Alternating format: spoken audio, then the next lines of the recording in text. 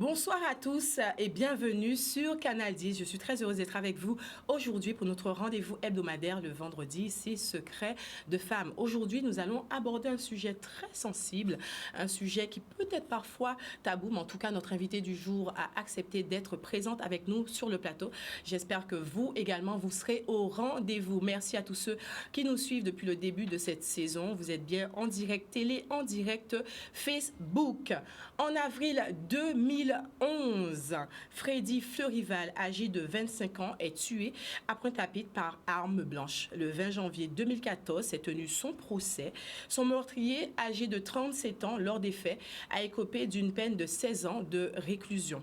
Aujourd'hui, nous recevons sur le plateau sa sœur, Flora Fleurival, qui a accepté de revenir sur cet événement majeur et grave dans la vie d'un individu et surtout dans un contexte familial. Meurtre et deuil vécu dans un contexte familial. Nous recevons aujourd'hui Flora Fleurival. Merci beaucoup, Flora, d'être avec nous aujourd'hui.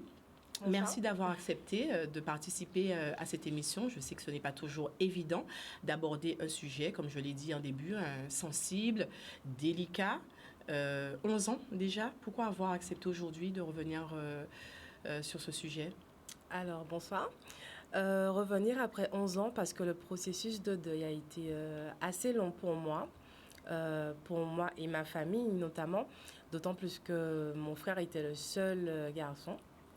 Donc, il a fallu qu'on prenne le temps, que je prenne le temps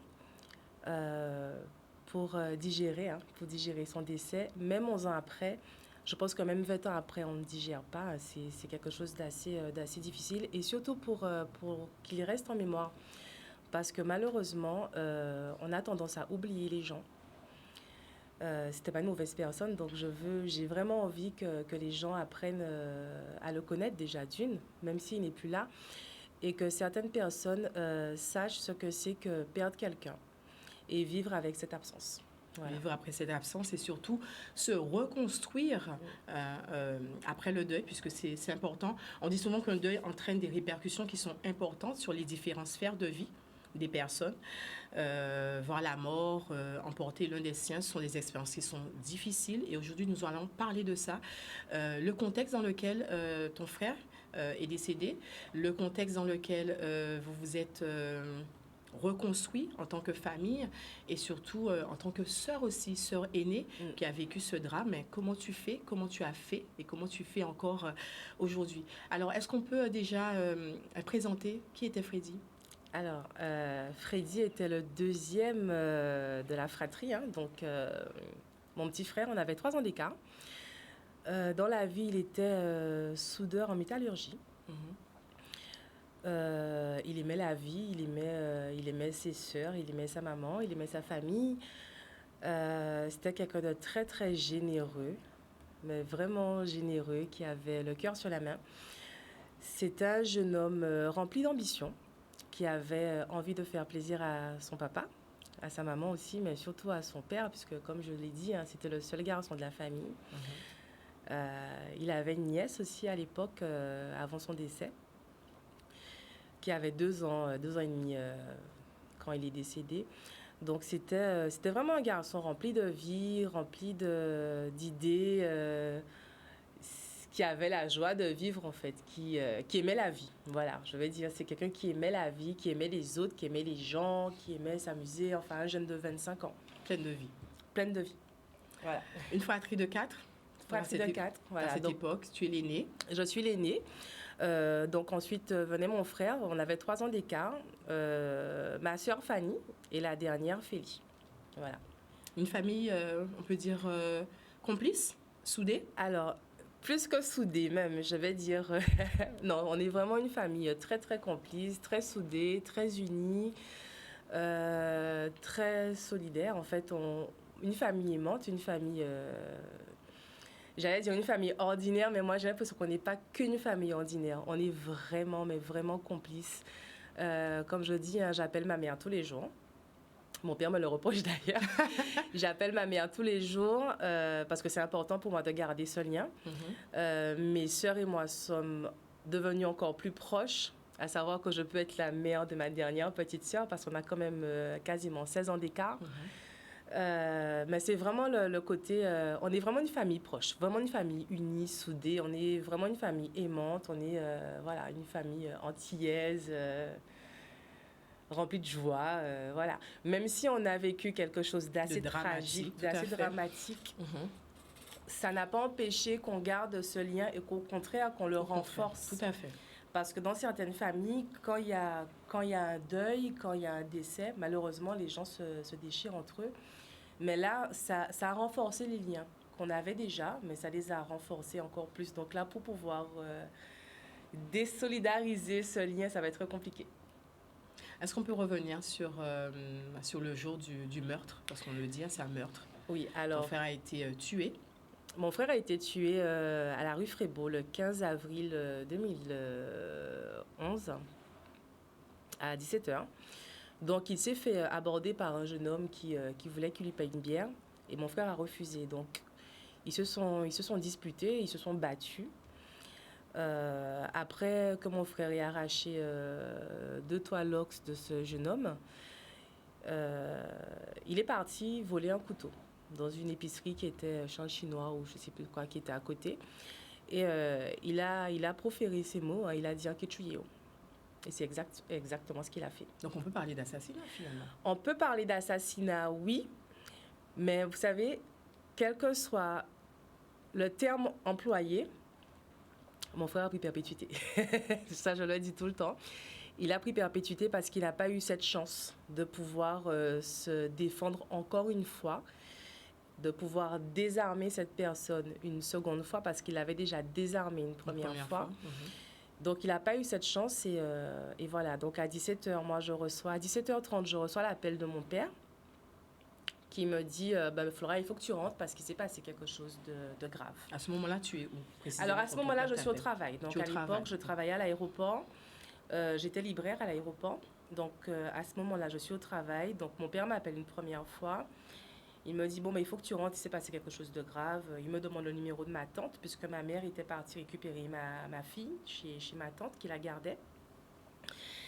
Et je ne sais pas, j'ai eu, comme je te dis, j'ai eu un pressentiment, parce que j'avais déjà eu un petit écho au départ. De cette affaire. Passé, voilà, sans savoir qu'il s'était passé quelque chose à la rue Frébeau. Je savais que mon frère y allait parce qu'il distribuait aussi à l'époque des prospectus, des flyers. Ouais. Donc, du coup, je sais pas, j'ai eu... c'est peut-être le côté fraternel, hein. Ouais. J'ai eu quelque chose qui s'est passé, voilà, c'est passé en moi. Donc, il me dit, il faut que tu rentres, voilà. Donc, je lui dis, papa, qu'est-ce qui se passe? Et il n'arrive pas à prononcer le mot, quoi. Ton frère est décédé. Donc, je lui demande, est-ce que c'est Freddy? Et il me dit, il s'est passé quelque chose de grave, il faut que tu rentres.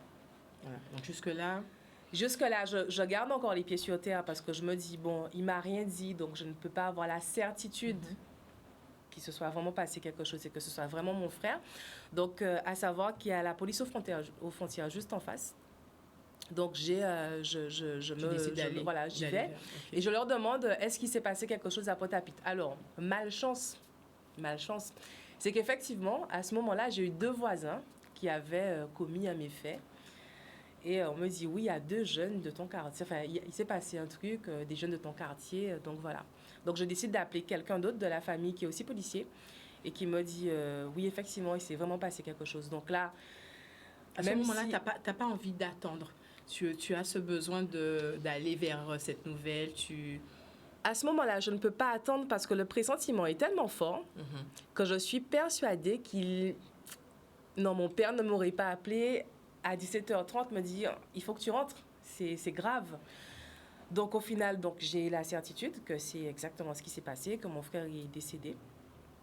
Donc, à savoir comment j'ai fait, il a fallu que je ferme la boutique. J'ai appelé une copine, puisque je n'étais pas en état de conduire, puisqu'à la PAF, on avait récupéré les clés de ma voiture, que je ne prenne pas le volant, puisque je n'étais pas dans un état euphorique, mais j'ai ressenti comme un vide et en même temps comme une force. Donc, je me suis quand même rendue à la pharmacie. Alors, tu passes en mode automatique? Je passe vraiment en mode automatique. Ouais. Je pars à la pharmacie parce que les policiers m'y accompagnent. Au final, ils me disent, va voir le médecin. Enfin, tu peux pas partir comme ça. Donc, je leur dis non. J'ai appelé ma copine. Elle vient me chercher.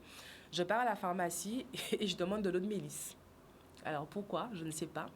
Donc, ma copine vient me chercher et je pense que j'ai choisi la bonne personne. Elle vient me récupérer et puis bon là, je commence à me remettre en mode grande sœur, sœur aînée et je commence à appeler les gens, à appeler les membres de ma famille, leur dire voilà, il s'est passé quelque chose, Freddy est mort. Donc j'appelle mon cousin, j'appelle un peu tout le monde. Donc à ce moment-là, moi j'arrive chez mes parents une bonne demi-heure après et j'ai des œillères, je ne vois plus personne. Il y a du monde autour de moi. Il y a déjà du monde qui a été alerté par l'information, par la nouvelle. Parce que, à savoir que ça a fait quand même... ça s'est passé à la rue Frébeau à 17h en vendredi. Donc, forcément, il y avait de l'affluence. Donc, les gens, ils ont su rapidement. Il y avait des témoins? Il y avait des témoins. Malheureusement, il y a eu beaucoup de personnes qui ont filmé, qui n'ont pas... Donc, à cette époque, il y avait déjà on avait déjà ce réflexe de filmer les scènes, etc. Exactement. Okay. Après, ça c'est devenu malheureusement un réflexe qui peut servir, qui peut ne pas servir aussi. Voilà. Puisque bon, c'est quand même des familles qui voient ce avant genre même de parfois vidéo, d'avoir eu la nouvelle, etc. Voilà. C'est pas facile. Très dramatique. C'est pas facile du tout de revoir les images. Personnellement, je n'ai pas voulu revoir les images. Je sais que mes deux petites sœurs, elles ont vu les images. Moi, je n'ai pas voulu, j'ai pas voulu assister à cette bagarre. Franchement, je n'ai pas voulu. Donc, du coup, je pars chez mes parents. Donc, j'ai mes œillères. Je vais directement dans la chambre où se trouve ma mère. J'ai une tante à son chevet. Mon père, il est là physiquement, mais psychologiquement, on sent qu'il est perdu. Ma grand-mère, à l'époque, qui avait 80 ans, elle aussi, il fallait la gérer. Et je m'aperçois que quand j'arrive, donc je donne à ma mère l'eau de Mélisse, et je m'aperçois qu'il manque une sœur. Donc, j'ai une sœur à l'époque qui avait 18 ans, qui sort de l'école, qui n'est pas encore entrée. Donc, la petite de 12 ans à l'époque est déjà arrivée, mais celle de 18 ans n'est pas encore rentrée. Donc, elle n'est pas du tout au courant. Et là, il faut lui annoncer la nouvelle. Donc, je regarde ma mère, je regarde mon père. C'est qui s'en charge? Forcément, celle qui va s'en charger, ça va être moi. Pourquoi tu dis forcément? Tu as senti que tes parents ne forcément, pourquoi? Parce que j'ai toujours eu ce caractère un peu... L'aînée, la grande sœur. L'aînée, la grande sœur, un caractère un peu autoritaire, un peu jock, comme on dit en créole, toujours caminé, toujours devant. C'est le fait d'être aînée, d'être la plus grande, moi, je me suis sentie... Pour moi, c'était un devoir. Responsabilité. Voilà, c'était une certaine responsabilité aussi à avoir. Et puisque bon, j'étais déjà maman à l'époque, ma fille avait 2 ans et demi, ma première avait 2 ans et demi, et je n'avais pas envie que ce soit quelqu'un d'autre qui lui dise, parce que ma mère n'était pas en état. Mon père, je ne sais pas s'il aurait pu lui dire, parce qu'il n'a pas su me le dire. Donc ça m'étonnerait qu'il puisse le dire à ma soeur à l'époque. Donc quand ma soeur est arrivée, elle s'est demandé pourquoi il y avait autant de monde chez moi, chez mes parents. Première réaction, à savoir qu'on aime inviter, hein, donc il y a toujours du monde chez mes parents. Et là, on sentait peut-être l'atmosphère aussi. Hein. Oui, mais elle n'était pas sûre, elle n'avait pas ça en tête. Parce que, tu sais, tu pars de l'école le matin, à 17h30, 18h, tu rentres, je sais pas, c'est pas la première idée qui te vient à l'esprit. Donc, voilà, donc je lui ai annoncé la nouvelle, je lui ai annoncé que, voilà, que c'était fini, hein, on n'était plus 4, mais 3. Même si, quand on me demande jusqu'à maintenant combien de frères et sœurs que j'ai, je dis qu'on est 4. Parce que malgré le fait qu'il ne soit pas là, voilà, physiquement, mais c'est quelqu'un, il est encore là et il sera toujours là. Il sera toujours présent dans nos esprits à la maison, les photos, il est toujours là. Sa place, c'est toujours là. Ça, c'est... Voilà. Donc, pour revenir un peu sur les faits, donc, à savoir que cette personne est partie, hein, après la bagarre. Il est parti se cacher, donc il s'est rendu le lendemain. Tout de suite, vous avez su qui c'était? Alors oui, on a su qui c'était, mais on ne pouvait pas le dire. On ne pouvait pas le dire parce que, bon, forcément, hein, on connaît du monde. On connaît du monde et les gens, les témoins, les gens qui ont vu ce qui s'est passé, qui connaissaient cette personne, à savoir qui était qui avait un bracelet... Non, il n'avait pas de bracelet électronique, il était sous surveillance. Voilà. C'est quelqu'un qui avait déjà connu, fait des choses pas très catholiques. Donc, il y avait quand même une certaine surveillance. Donc, on savait c'était qui. Il fallait juste le trouver. Okay. Voilà. Donc, il s'est rendu de lui-même le lendemain. Ça, c'est le lendemain, il se rend. Il se rend le lendemain. Et nous, ben, du coup, entre l'annonce qui s'est rendue, lui, et le jour du décès, donc entre le vendredi et le samedi, c'était l'angoisse, en fait. Comment vous vivez ça? Alors, le plus difficile, c'est de rentrer dans sa chambre et de ne pas le voir. D'attendre, parce que mon frère avait l'habitude de rentrer à 18h30, 18h30 du travail, et voir ma mère l'attendre. Ça, je pense que c'est la chose la plus... étant maman, maintenant, et même pendant... même il y a 11 ans, j'étais déjà maman, l'attente. Parce qu'à ce moment-là, c'est dit, mais on n'a pas forcément envie d'y croire, c'est ça? On n'y croit pas. On n'y croit C'est pas. même pas qu'on n'a pas forcément envie d'y croire, c'est qu'on n'y croit pas. C'est qu'on se dit, bon, c'est peut-être un mauvais rêve, on va se réveiller, demain il va revenir. Et non, bien, il a juste un peu de retard, mais il revient dans un instant à l'autre. Donc, on se rattache à ça.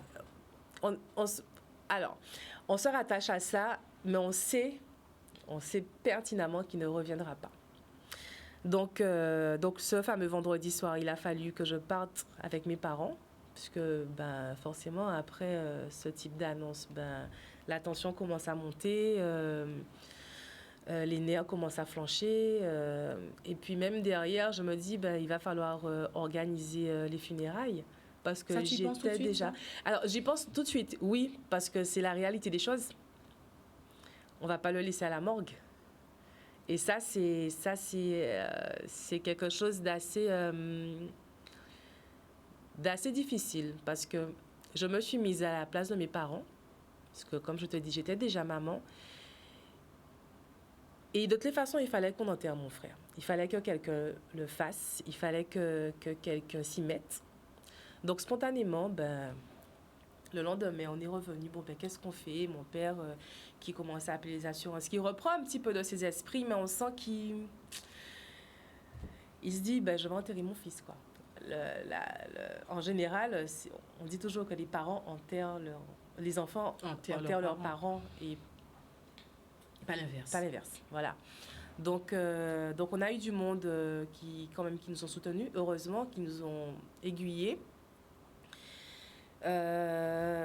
Qui m'ont aiguillé aussi, qui m'ont aidé, les membres de la famille, les amis proches, les amis de la famille, voilà. Et pour moi, c'était les 5 jours les plus difficiles, parce qu'il faut savoir qu'il devait y avoir l'autopsie, forcément, puisque mon frère est mort sur la voie publique par agression arme blanche. Donc on ne pouvait pas... il fallait attendre. Il fallait attendre pour l'autopsie. Il est décédé 1 semaine avant la semaine sainte.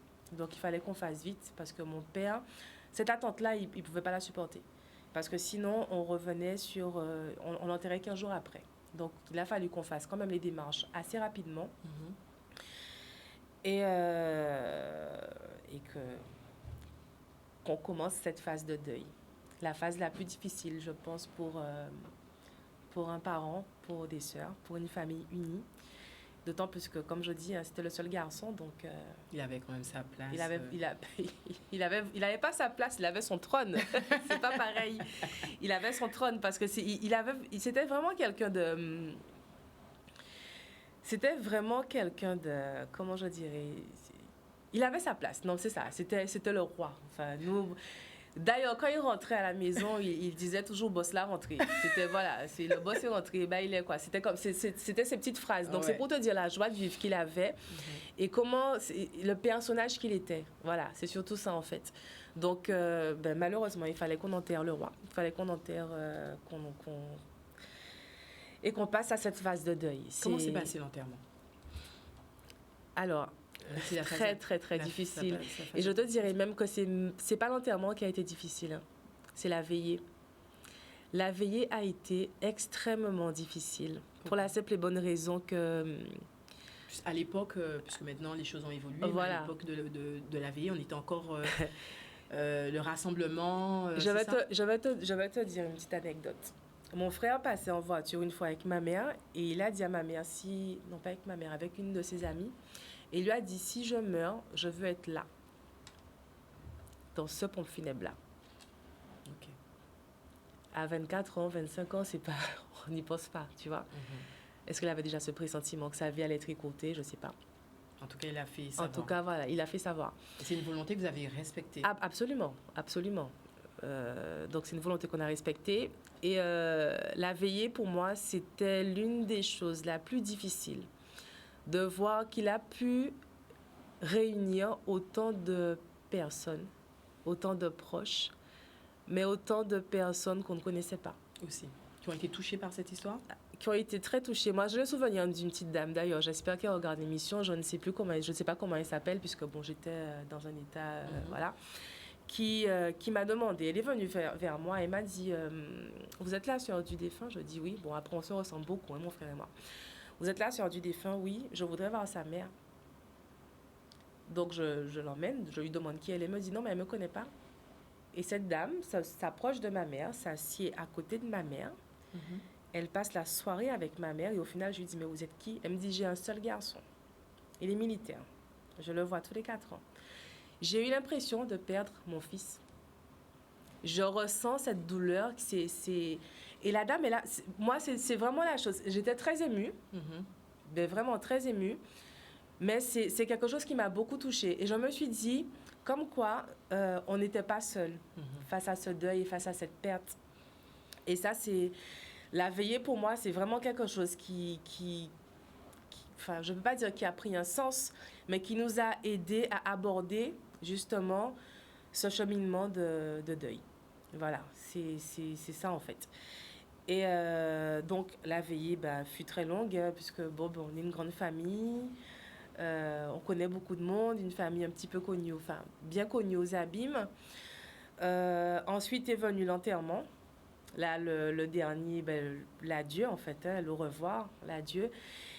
Et vous y avez tous assisté? Oui, tout le monde était présent. La seule personne qui n'était pas présente, c'est un cousin qui n'a pas, je pense qu'il ne le dira jamais, je ne citerai pas son nom, je ne vais pas l'embarrasser, mais qui n'a pas voulu être présent parce que c'était trop difficile pour lui. Et je me souviens, 2 heures avant l'enterrement, je lui ai dit... J'ai une boule. Ça fait 5 jours que je suis en mode robot. Je suis moi, mais sans être moi. Je sais que je fais des choses, mais il y a quelque chose qui ne va pas chez moi. J'ai cette espèce de boule et j'ai envie de crier. Il me dit, mais écoute, mes parents habitent à la campagne. Monte sur le monde et va crier. Je monte, il n'y a rien qui sort. Je n'arrivais plus à crier. Il n'y a rien qui sortait, en fait. Et donc, c'est la seule personne qui n'a pas assisté à l'enterrement parce que je pense que pour lui aussi, un seul garçon, c'est le seul garçon de sa fratrie. Et je pense que pour lui, c'était difficile parce que mon frère et lui, ils se considéraient beaucoup, ils faisaient des petits jobs ensemble, ils travaillaient ensemble, ils avaient un écart d'âge, même si l'écart d'âge était assez grand, mais ils avaient leur complicité aussi. Donc, c'est la seule personne qui n'a pas assisté à l'enterrement. Et autre chose qui m'a beaucoup émue, c'est que tous les amis de mon frère ont tenu à porter le cercueil. Mon frère est enterré à Morne-à-l'Eau. Donc, il y a 2 entrées à Morne-à-l'Eau. Nous sommes dans l'entrée derrière. Et puis, je ne sais pas pourquoi, le cortège funéraire est parti. Ils sont partis, ils ont fait le tour, quoi. Et tous les amis ont tenu. Il n'y a pas je n'ai pas le souvenir d'un qui n'ait pas porté ce cercueil parce qu'il voulait vraiment... lui rendre un dernier hommage, être avec lui peut-être une dernière fois ou je sais pas, mais en tout cas, ils ont tous... moi, c'est quelque chose qui me marque. Il y a des choses, il y a des événements comme ça, il y a des petites choses comme ça qui restent gravées. Ouais. Je ne saurais pas te dire qui a porté le cercueil, mais je sais que tous ses amis l'ont porté. Voilà. Je sais qu'ils étaient tous présents, ils ont tous soutenu. Et ça, c'est quelque chose de... Voilà, c'est...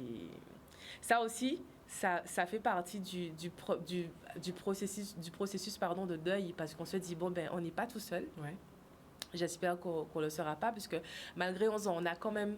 Il y a des gens qui sont plus aussi présents parce qu'ils se disent, bon, tout va bien, voilà. Mais on a quand même des fois besoin de ce petit soutien, on a besoin de ça, en fait. Ce coup de pouce. Ouais. C'est dur de se reconstruire après, individuellement, mais collectivement aussi, puisque là, on parle d'un deuil qui intervient dans un contexte familial. Donc se reconstruire soi-même, se reconstruire aussi au sein de sa famille, retrouver aussi sa place. On est l'aîné, le frère est parti. Comment on arrive à se réorganiser, Alors, c'est à assez repartir? difficile. Mhm. C'est très, très difficile de repartir puisque on doit vivre avec une absence, hein. Ça, c'est clair et net. On doit vivre dans l'acceptation parce qu'on doit accepter qu'il n'est plus là. Moi, la seule chose, comme je dis, que je n'ai pas acceptée, c'est ça, la façon dont il est parti. Mhm. J'accepte son deuil, j'accepte son décès, pardon, parce qu'il n'est plus là. Son absence. Voilà, mais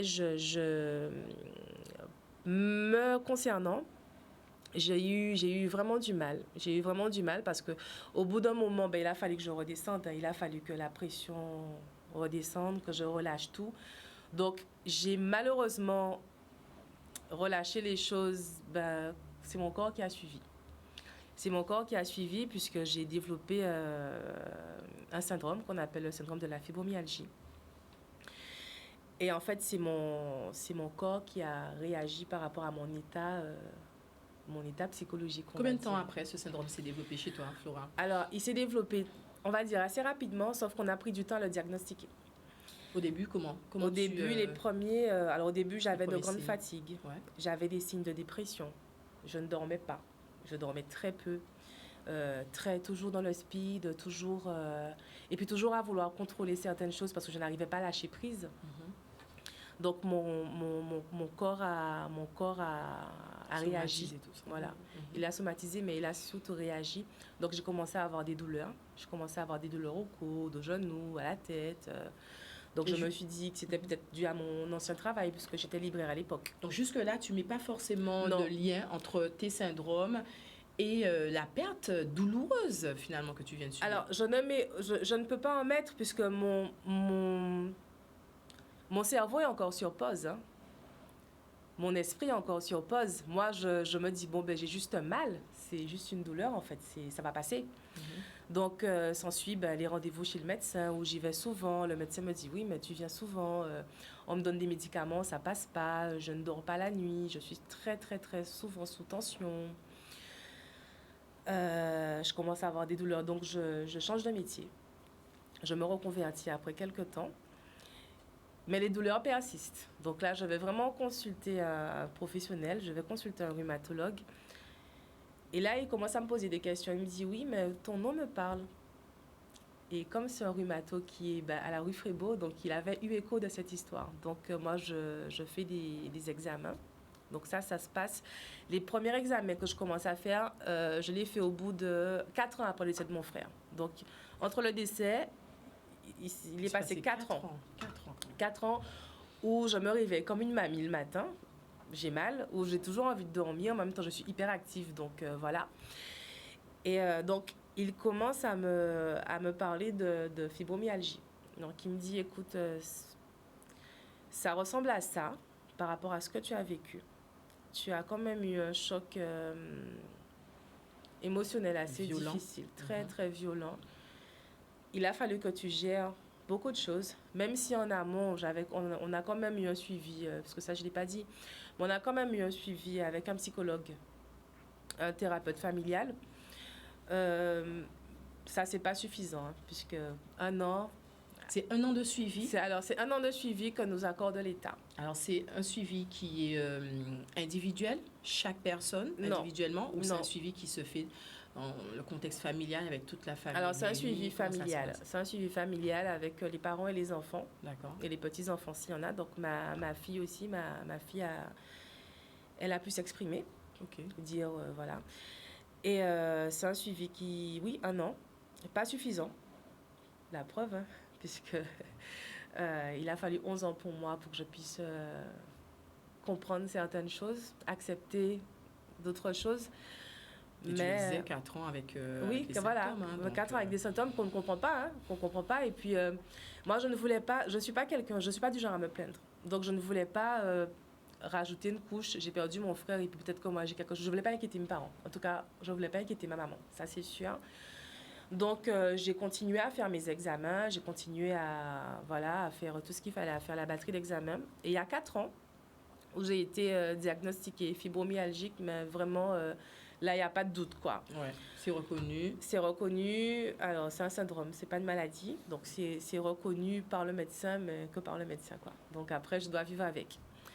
Et il faut savoir que c'est une maladie dite chez certains médecins psychosomatiques. C'est-à-dire qu'on pense que c'est dans la tête qu'on n'a pas de douleur, mais on a de vraies douleurs. C'est le mental qui... Voilà, c'est le mental qui joue. Ça, c'est un peu difficile aussi de l'entendre. C'est difficile de l'entendre, mais au final, ce n'est pas qu'une idée reçue. Parce qu'effectivement, tant que le mental ne va pas, le corps ne suit pas. Moi, tant que tout se passait bien, que je ne pensais pas trop à mon frère, je n'avais aucune douleur.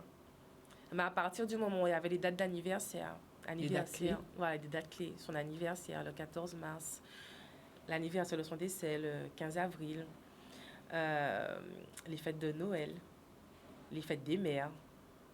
Tu vois, il y a tout ça qui fait que je me renfermais un peu dans ma bulle et je recommençais à avoir ces fameuses douleurs. Donc, il m'a fallu un certain nombre d'années pour pouvoir faire avec. Moi, je dis faire avec. Je dis faire avec parce que j'aurai toujours cette douleur. C'est une douleur qui ne se guérit pas, ce syndrome ça ne se guérit pas, on va dire oui et non. Tant qu'on a des activités physiques, tant on fait de la kiné. Moi, j'ai de la chance de travailler dans un cabinet de kiné, donc je fais de la kiné une fois par semaine. Je fais des activités physiques et sportives régulièrement pour ne pas avoir ce mal, puisqu'en fait, on ne sait pas trop si ce sont des douleurs liées aux articulations ou aux muscles, même si c'est une maladie. C'est vrai que c'est une maladie qui ne se voit pas, parce que les gens qui me connaissent me disent « Ouais, mais bon... Là, il y a beaucoup de personnes qui vont découvrir ce que j'ai, parce que je ne le dis pas spécialement, puisque c'est tellement peu connu. Et les gens qui me voient m'amuser, danser, sauter, faire mon sport, ils ne vont pas penser que derrière, il y a une douleur physique. Et que par moment, je ne peux pas me réveiller le matin. Par moment, j'ai vraiment mal, quoi. Mais comme je dis, je vis avec. Je n'ai pas d'autre choix que de vivre avec. Que de vivre avec. Et de mettre en place aussi des mécanismes pour... Et d'en parler aussi. En parler, ça te fait du bien? En parler, ça me fait du bien dans la mesure où il y a beaucoup de femmes qui sont comme moi. On parle beaucoup d'endométriose, par exemple. On va parler de d'autres maladies beaucoup plus connues ou d'autres syndromes beaucoup plus connus. Et ça, c'est un syndrome que je pense que nous sommes très nombreuses. Et notamment, c'est plus une maladie, un syndrome de femmes que d'hommes. Il y a beaucoup de femmes qui n'arrivent pas à mettre des mots sur les mots. Voilà. Et qui ne savent pas ce qu'elles ont. Et moi, quand j'en parle, ils me disent « Ouais, mais tu sais, je vais peut-être consulter moi aussi. J'ai peut-être pas la même chose que toi, mais de par ton parcours et de par le mien, ben, j'ai peut-être ce petit problème. » Voilà. Et après, le fait de l'avoir, moi, ça me permet aussi d'aider les autres. Parce qu'il y a beaucoup de femmes qui, de par mon nouveau métier aussi, j'ai pas dit je suis esthéticienne maintenant, je rencontre beaucoup de femmes qui viennent se lâcher chez l'esthéticienne, comme celles qui vont se lâcher chez le coiffeur. Et en fait, j'arrive à les consoler dans certaines peines, tu vois. J'arrive à les réconforter, j'arrive à les écouter, à les comprendre. Et voilà, quoi. Donc, le fait d'avoir ce syndrome, malheureusement... ou heureusement, je ne sais pas. À développer une forme d'empathie. Voilà, j'avais déjà cette empathie, mais elle est plus. On va dire qu'elle est plus. Donc oui, après je suis quelqu'un, j'ai toujours voulu aider les autres. Ça fait partie de mon éducation, ça fait partie de moi et je suis comme ça. Voilà, on va dire que je suis comme ça. Est-ce que tout de suite, tu as pu en parler avec tes parents? J'ai un syndrome, ou est-ce que ça a été difficile? Alors, au départ, j'en ai pas parlé parce que, comme je te dis, je ne voulais pas inquiéter. Je ne voulais pas inquiéter et je voulais vraiment être sûre de savoir ce que j'avais vraiment. D'autant plus que c'est un syndrome que je ne connaissais pas spécialement, donc je voulais aussi me renseigner avant d'en parler. Je ne voulais pas inquiéter mes parents, je ne voulais pas inquiéter ma maman. Elle avait déjà perdu son fils 6 ans avant, donc qu'elle ne pense pas que j'ai une maladie grave ou quelque chose, voilà. J'ai pris protection. Voilà, c'est mon côté protecteur aussi. Ouais. C'est aussi mon côté protecteur. J'ai pris du temps à en parler parce que déjà pour moi il fallait que je l'accepte aussi. Il fallait que je l'accepte et c'est ça. Il fallait que je l'accepte. On va dire ça. Il fallait que je l'accepte parce que j'avais pas envie que mes parents se sentent fautifs. Pourquoi? Parce que le fait de m'avoir, entre guillemets, lâché toute cette charge qui était le décès de mon frère, parce que j'ai beaucoup fait, hein, entre procès, marche blanche, travail de mémoire, parce que je voulais pas que mon frère tombe dans l'oubli. J'ai toujours tout fait pour parler de lui. Donc, moi, j'avais pas envie que mes parents se disent, bon, ben, on l'a pas fait, c'est elle qui l'a fait. Donc, tu vois, j'avais pas... J'ai pris du temps à leur en parler. J'ai pris du temps à leur en parler. C'était peut-être volontaire de ma part ou inconscient, je sais pas. Mais j'ai pris du temps pour en parler. Et je n'ai pas de problème à en parler maintenant. Aujourd'hui, je n'ai aucun problème avec ça parce que le processus de guérison a été long. Je ne peux pas dire que je sois guérie. On ne guérit pas. On vit avec, tu vois. On ne guérit pas. Mais tout ce que j'ai fait, j'ai entamé personnellement pour pouvoir être là où je suis maintenant, j'en suis fière. Ça, je peux le dire, j'en suis fière. Et je n'ai pas eu de honte à aller voir un psychologue, à aller voir un psychiatre, à aller voir des thérapeutes, des sophrologues, des justement, quels sont les... Tu disais, un an de thérapie familiale, ça n'a pas suivi. À quel moment, toi, tu décides de poursuivre cet accompagnement qui t'apporte les outils, les ressources nécessaires à ta guérison, finalement? Alors, c'est quelque chose que j'ai entamé il y a très, très peu de temps. Il y a très peu de temps. Pour la simple et bonne raison que j'ai croisé quelqu'un qui ressemblait beaucoup à la personne qui a tué mon frère. D'accord. Donc, j'ai eu un choc. Je me suis retrouvée en voiture où j'ai eu un choc et je me suis dit, mais tu pensais avoir fait ton deuil, que j'ai fait, hein. Mais quelle réaction je vais avoir le jour où je vais devoir croiser cette personne? Et la réaction que j'ai eue à cet instant T, je me suis dit, mais tu n'es pas prête? Et il te manque encore quelque chose. Voilà. Et c'est à ce moment-là que je me suis dit, ben non, il manque encore quelque chose. Parce que moi, je suis sincère avec soi-même aussi. Et, absolument. Ouais, au regard de son cheminement, de ce parcours, accepter aussi, non, là, je ne suis pas prête, il me faut de l'aide. Même si en amont, j'ai quand même... je suis une ancienne libraire, donc j'ai quand même... Je me suis beaucoup renseignée, j'ai beaucoup bouquiné sur le deuil, sur comment revivre... revivre, oui. On va dire comment se reconstruire après un décès. Donc, moi, je pensais être prête et je me suis dit, non, mais au final, il te manque quelque chose. Donc, à ce moment-là... Tu as été vers cette démarche. J'ai fait la démarche de consulter un hypnothérapeute. Je lui ai raconté un petit peu mon parcours, tout ce que j'avais vécu. Et je lui ai dit, là, je ne suis pas prête pour... Il me manque une chose, une seule chose, c'est pouvoir croiser cette personne sans avoir ni des idées noires ou des idées de meurtre, hein, carrément, puisque c'est... Voilà. Je lui ai dit, c'est ça qui me manque, en fait. Donc, on a fait des séances. J'ai eu des séances d'hypnothérapie. J'ai aussi fait des séances de sophro avant. Je me suis moi-même formée dans la réflexologie plantaire. Donc, ça me permet aussi d'évacuer, hein, de libérer des émotions, voilà. Voilà. Je fais aussi beaucoup de massages sur des autres personnes, mais en fait, j'apprends aussi des autres. Voilà. Donc, je sais que quand je masse quelqu'un, la personne lâche prise et moi, derrière, ben voilà, quoi, je devrais peut-être faire la même chose aussi. Donc, ça j'ai eu beaucoup d'ouverture. Par rapport au fait d'avoir croisé cette personne-là, qui n'était pas le meurtrier, heureusement,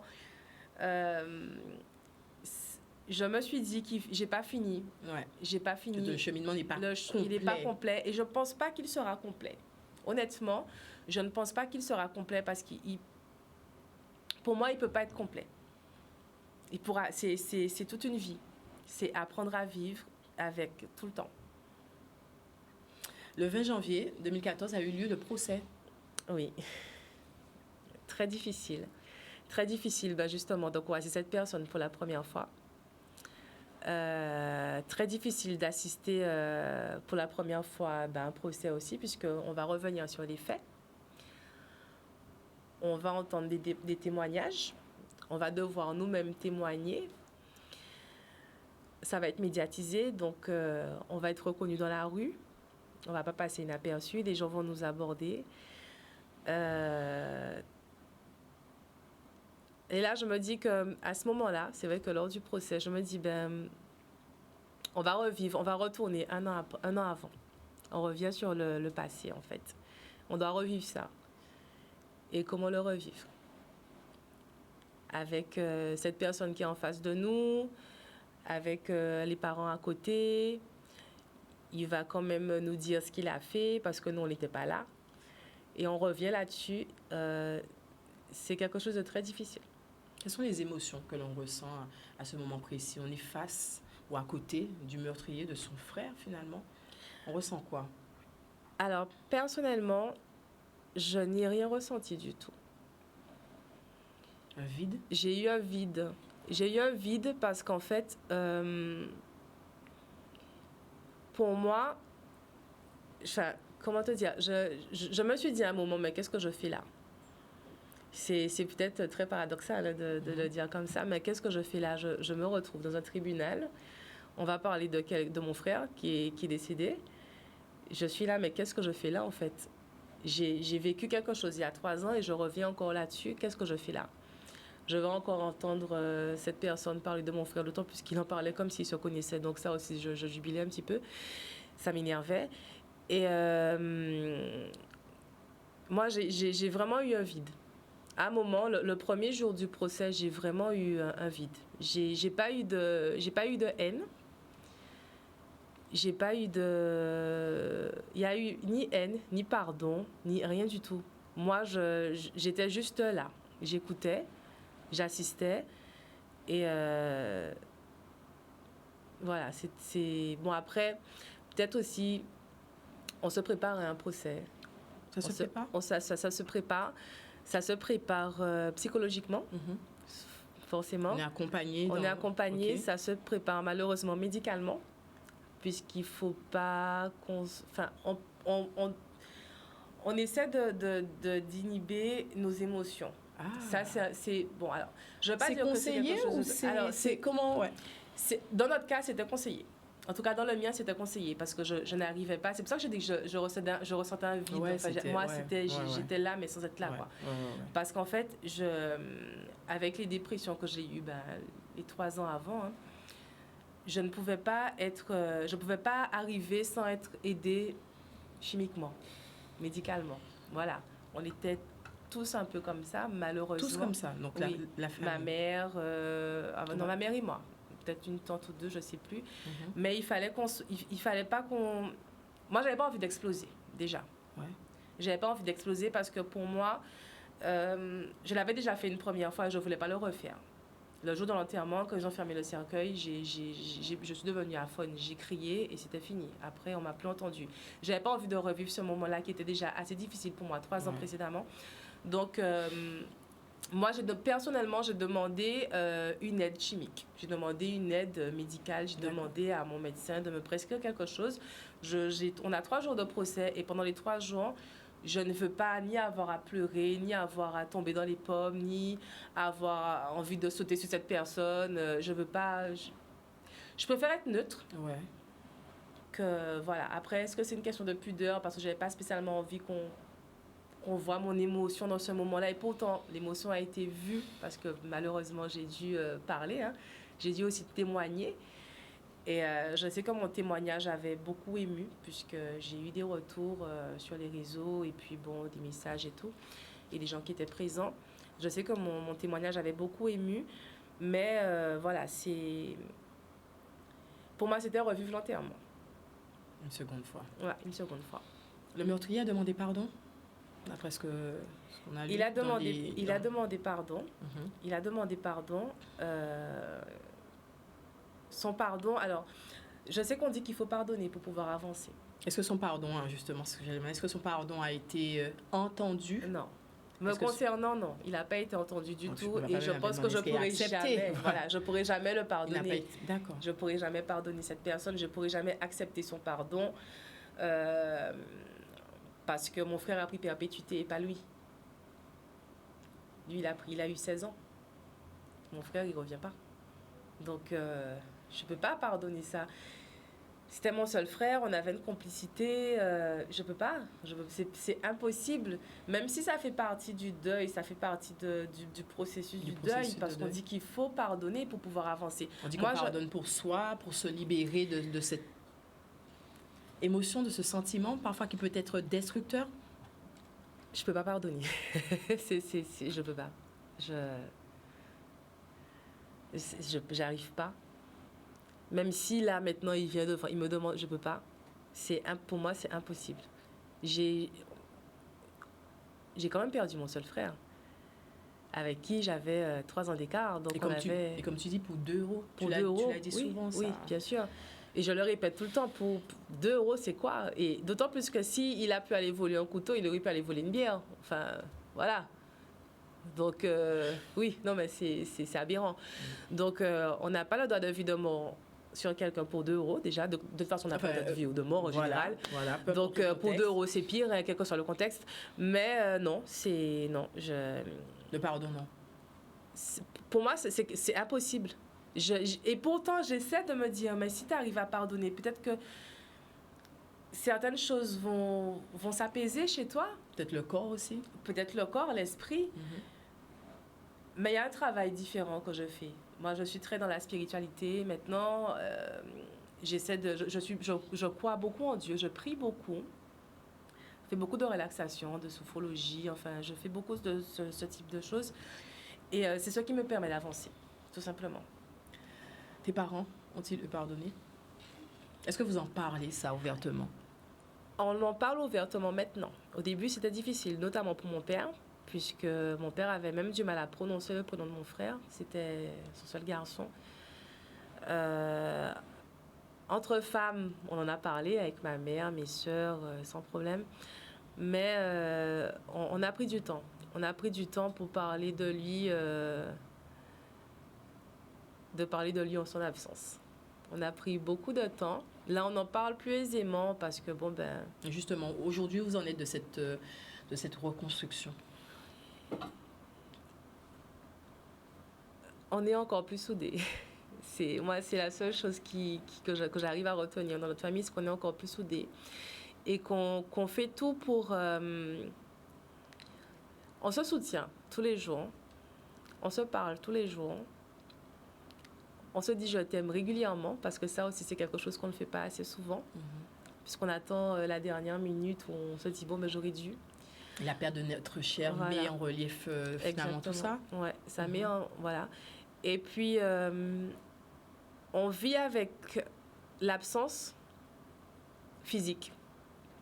Mais sinon, mon frère, il est partout dans la maison. Justement, il est toujours là. Comment est-ce que c'est déjà important pour vous de nourrir sa mémoire, de nourrir son souvenir? C'est très important, parce qu'il y a beaucoup de personnes qui nous disent derrière, mais tu sais, Freddy, on ne l'a pas oublié. Hein? Et moi, j'ai beaucoup de retours comme ça, d'autant plus qu'on se ressemblait beaucoup, mon frère et moi. Donc, il y a des gens qui m'arrêtent et qui me disent... Ah, mais t'es la sœur de Freddy. Bon, il avait son petit surnom Maya. T'es la sœur de Maya Bipo, mais tu sais, on pense à lui. Et je dis, tu sais, j'en parle tout le temps. Donc, ça, c'est important pour toi? C'est important pour moi d'en parler. La mémoire de ton frère. C'est très important. Reste. Et c'est important pour moi d'en parler. Et il est aussi important pour moi que les autres en parlent. Parce que je me dis que c'était pas une mauvaise personne. Donc, et je pense que de là où il doit être fier de sa grande sœur quand même. En tout cas, j'espère qu'il est. Mais il doit être fier de sa grande sœur, parce que je pense que ça aurait été le cas inverse. Il aurait été assis là ce soir. Ça, j'en suis sûre. Et des fois, je me dis que c'est lui qui me donne la force justement pour pouvoir avancer, pour pouvoir continuer. Et c'est lui qui me donne cette force, me dire, mais tu sais, je ne suis pas là, mais je suis toujours là. Donc, et tu me disais que parfois, moi, je l'ai là. Tu as gravé son nom sur ton poignet. Et parfois, tu sens aussi sa présence. Oui, je sens sa présence. Qui est rassurante ou effrayante? Rassurante, j'en suis sûre. Très rassurante. Alors, j'ai eu quand même une présence effrayante une fois. Mais bon, sinon, après, voilà. Non, mais sa présence m'est rassurante, parce qu'en fait, même de son vivant, il était toujours là. Si j'avais besoin de quelque chose, il était là. Il était présent. Ouais. Donc, je ne vois pas pourquoi maintenant qu'il n'est plus là, qu'il ne sera pas présent. Donc, voilà. Après, bon, certaines personnes croient ou pas, mais moi, je sais qu'il est là. Je sais qu'il est là. J'ai J'ai ce pressentiment. Alors, est-ce que c'est notre côté soudé de la famille? Mais je sais qu'il est là. Et je sais qu'il sera toujours là. Qu'on le veuille ou non, il sera toujours présent pour ses sœurs. Même si je suis la grande, mais des fois, j'étais considérée comme la petite. Il sera toujours présent pour ses parents. Il sera toujours présent pour sa maman. Parce qu'à savoir que le jour où il est décédé, il a pris son petit café avec maman. Comme tous les matins, il prenait son petit café avec maman et à ce soir, maman, parce qu'il vivait encore chez mes parents. Et il a toujours... Même des fois, tu sais, on a des odeurs, on sent l'odeur de son parfum, on a des flashs. Moi, je sais qu'il est toujours là. Après, c'est chacun sa croyance. Tout à fait. Mais je sais qu'il sera toujours là. Il est peut-être pas là tous les jours, mais il est là. Il est là, c'est le plus important. Aujourd'hui, Flora, tu profites de cette antenne. Hein. Je vais faire un petit tour sur le Facebook parce qu'on a des messages pour toi. Mais puis après, j'aimerais que tu profites de cette antenne aussi parce que, comme je le dis souvent, cette émission, c'est avant tout libérer la parole, mettre des mots MOTS sur nos mots MAUX. C'est aussi donner de l'espoir aussi à certaines personnes qui vivent des situations similaires. Et sur le Facebook, je vois le mot courage qui revient souvent. Hein. Je vais te lire déjà. Marie-Lou qui nous dit courage, vous avez une forte force de caractère, hein, ça se ressent. Une autre personne qui te demande tes coordonnées, si tu veux bien. Hein, j'aimerais avoir les coordonnées de cette femme si elle veut bien. Merci beaucoup, beaucoup de courage à elle. JF Jabas qui nous dit cette femme a besoin de soutien moral, elle est courageuse, je la comprends, c'est dur de pardonner ce genre de choses. Avec le temps, peut-être qu'elle pardonnera, mais tu as dit jamais. Michael Mich qui nous dit grave, c'est vrai qu'il était trop bien ce gars. Je sais c'est qui, Michael Mich. Oui. Qui nous dit oui, je l'ai connu. Missy Coco qui nous dit elle a un bon état d'esprit quand elle dit que son frère n'est pas là physiquement, mais qu'il est là. On continue. Il a juste quitté son enveloppe physique. Très beau témoignage, assez émouvant. Et Michael qui nous dit c'est Mosso Flora. Oui, c'est Mosso Flora. Mosso Flora. Quel message as-tu envie aujourd'hui de véhiculer à d'autres personnes, d'autres familles aussi, qui vivent ce deuil, cette reconstruction, cette réorganisation familiale qui n'est pas évidente, disons-le clairement? Alors qu'il ne faut pas avoir peur de demander de l'aide. Parce que assez souvent, on se dit qu'aller voir un professionnel de santé, psychologue, psychiatre... surtout ici, voilà, hein, c'est pas dans notre culture. C'est la mentalité. C'est la mentalité. Des douleurs en nous, etc. Hein, ouais, c'est la mentalité. Ouais. Donc, on peut toujours se rapprocher vers des associations. Et moi, je ne l'ai pas fait. J'ai beaucoup d'amis qui m'ont dit, mais fais une association pour ton frère, machin. Je te vois bien dans ça. Non, moi, je ne voulais pas le faire. Ça c'est mon opinion personnelle. Je voulais pas le faire, mais en fait, moi le message que j'ai à faire passer, c'est qu'en fait, assez souvent, on se dit qu'on n'a pas besoin d'aide et qu'on va pouvoir y arriver. Et en fait, on peut pas y arriver seul. Ça, c'est impossible. Et malheureusement, dans certaines familles aussi, on a tendance à se désolidariser. C'est-à-dire que on se déchire un peu. Ah oui, mais toi, tu comprends pas pourquoi je réagis comme ça. Toi, tu fais ça comme ça. Mais toi, la douleur est tellement présente que on oublie qu'on est encore une famille. Et ça, c'est très important. Et puis, continuer à inculquer les bonnes valeurs à nos enfants. Ça, c'est pour moi aussi. Parce qu'en fait, si je n'avais pas eu de soutien familial et extérieur, si je n'avais pas eu l'éducation que j'ai, j'aurais pu finir complètement folle ou je sais pas. Tu vois, j'aurais pu perdre la tête, ça aurait pu mal se finir. Aussi par la haine. Bien sûr, par la haine, par la culpabilité aussi. J'aurais pu culpabiliser, me dire, mais pourquoi mon frère à l'époque, sa voiture était en panne, pourquoi je lui ai pas prêté ma voiture? Bon, il me l'a pas demandé à ce moment-là. Mais tu vois, il y a beaucoup de remises en question. Et en même temps, la remise en question elle est importante dans le sens où rien n'est acquis dans la vie. On ne sait pas de quoi demain il fait et on ne sait pas qu'est-ce qu'on peut vivre demain. Moi, j'ai vécu un drame familial des plus difficiles. Hein. Perdre sa vie à 25 ans, c'est quelque chose de quand même assez difficile. Mais ce n'est pas pour autant que j'ai lâché. Et moi, je pense que je ne lâcherai pas de toute façon. Hein. Mais c'est vraiment garder cette solidarité, garder déjà les bons souvenirs. Ça aussi, ça aide. Ça aide pour le Nourrir deuil. les bons souvenirs. Nourrir les bons souvenirs. Et puis les gens qui sont autour aussi, c'est important parce qu'on a tendance à se dire oui, mais bon, ça fait 11 ans. Ouais, c'est ça Voilà. aussi. Et Parce ça, que c'est dommage. quelle attitude on aimerait avoir des proches ou Alors, parce que parfois ils se disent mais voilà, est-ce que revenir, comment revenir, est-ce que parler tout le temps de ça, Alors, comment tu te sens, il y a pas des gens qui forcément, sont ouais. peut-être un petit peu trop dans l'empathie, hein, qui oh là là ma pauvre et tout. Mais non mais c'est vrai, il y a des gens qui limite ça me saoule. Mais bon ça c'est pas méchant, hein. Mais en même temps on a quand même besoin. Moi je suis toujours contente, même après 11 ans, de croiser les amis de mon frère. On n'est pas amis, on n'a pas le même âge, mais je suis toujours contente de les croiser. Ils me disent, alors, mais et ta maman, et ton papa, et comment ça se passe? Bon, mais comment vous vivez les choses? Ouais. Et il y a d'autres personnes qui passent la tête baissée parce qu'ils ont peur de venir Ouais. vers moi. Alors Pour que eux, c'est peut-être Yokacho qui est en bobo. ni bobo et bobo. Non, mais c'est vrai, je comprends après l'attitude des gens. Mais des fois, ça peut faire... Ça aide.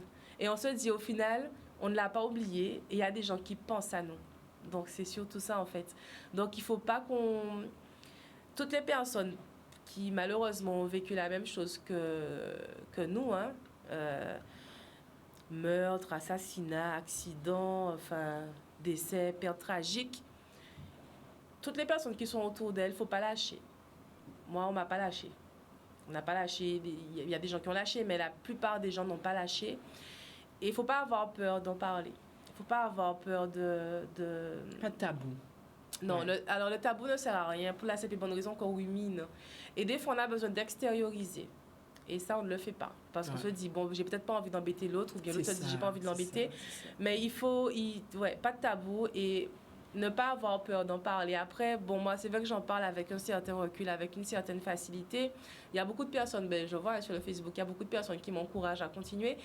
Mais c'est naturel, je ne le fais pas. C'est ta façon aussi. Voilà. C'est ta façon aussi. Hein. Mais c'est aussi ma façon d'aider les autres. Tout à Parce qu'il y a fait. des gens qui sont dans le même... il y a des gens qui sont dans le même... dans le même... qui ont vécu la même chose et qui n'osent pas. Mais moi, le fait d'en parler ou de leur en parler, ben, au contraire, ça soulage, ça contribue à aide. libérer Absolument. la parole. Absolument. Et c'est très important.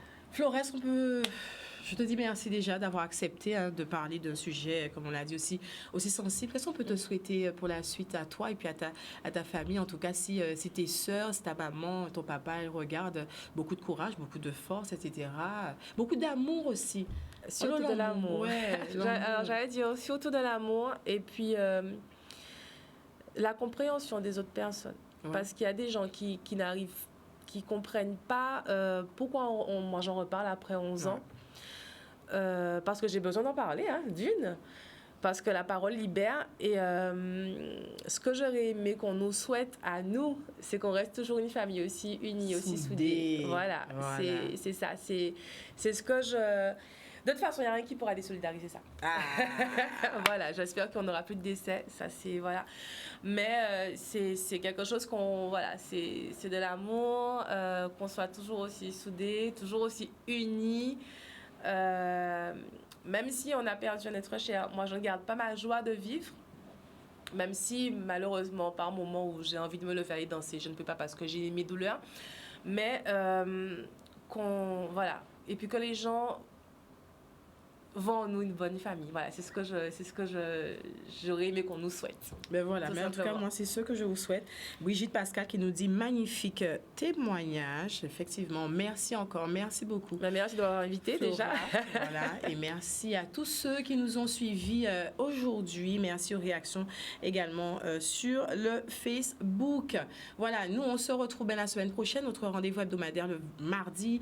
Le clin d'œil event, c'est vendredi avec un autre épisode Secret de Femme, une autre histoire à découvrir. Je vous souhaite un agréable week-end et en lot, tous ces gens-là qui vivent des situations mais qui pas évident, qui pas facile à vivre. Beaucoup de force, beaucoup d'amour, beaucoup de courage.